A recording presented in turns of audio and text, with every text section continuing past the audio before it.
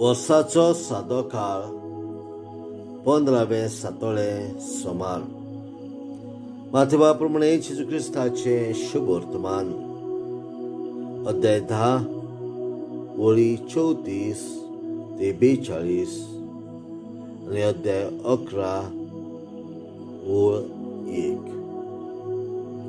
जेजून आपल्या शिसांक म्हटलें, हांव पृथ्वीर सवस्काय हाडूंक आयला म्हूण समजूं नाकात.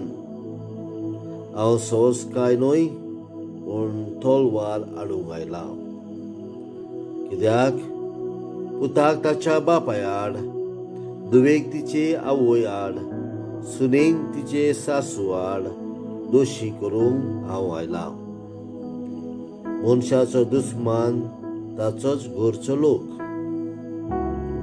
म्हजेवन आपल्या बापायचो व आवयचो अदीक मोग करता तो म्हाका लायक न्हय. म्हजेवन आपल्या पुताचो व धुवेचो अदीक मोग करता तो म्हाका युक्त न्हय. आपलो खुरीस घेवन म्हजे पाटल्यान येना तो म्हाका पुरतो न्हय. आपलो जीव सांबाळूंक सोदता तो मनीस तो जीव ओगडायतलो, आनी म्हजे पासत आपलो जीव ओगडायता तो मनीस जीव सांबाळतलो.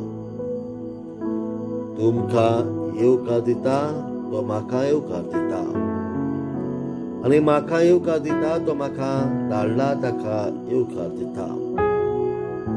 एका प्रवाद्याक तो प्रवादी म्हूण स्वागत करता तो प्रवाद्याची मजुरी घेतलो, आनी एका प्रामाणीक मनशाक तो प्रामाणीक म्हूण स्वागत करता तो प्रामाणीक मनशाची मजुरी घेतलो.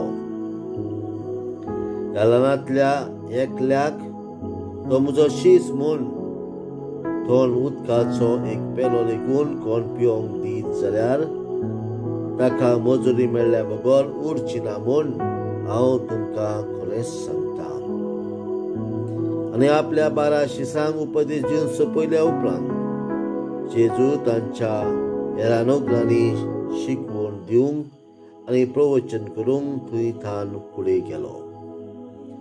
जेजू क्रिस्ताचे शुभ वर्तमान.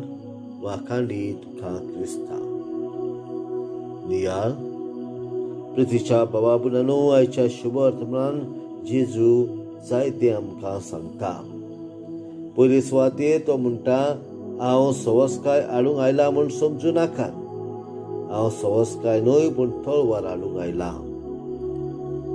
आमी जायते फावटी जेजूक म्हणटा हांव शांतीचो कुंवर, पूण ह्या शुभ वर्तमानांत तो म्हणटा हांव तलवार हाडूंक आयला. म्हटल्यार पुताक ताच्या बापाय आड, धुवेक ताचे आवय आड, सुनेक तिचे सासू आड दोशी करता.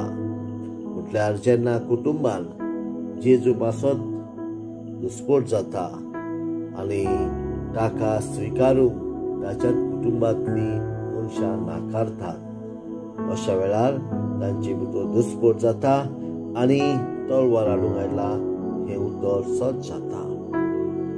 तशेंच जेजू म्हणटा, कोणूय तुमकां येवकार दीत तो म्हाका येवकार दिता.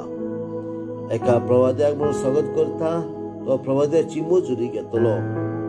ह्या ल्हानांतल्या एकल्याक तो म्हजो शीस म्हूण थोंड उदकाचो एक पेलो लेगून दीत ताका तो इनाम मेळ्ळ्या बगर उरचो ना. मागुया देवा लागीं आमच्या जिवितान आमी जेजूचे खरे पाटलावदार जावं आनी जेजूचे सेवक आसात तांची सेवा करूंक देवाची कृपा जण एकल्याक मेळ्ळ्या पुरो म्हणून मागुया. आमेन.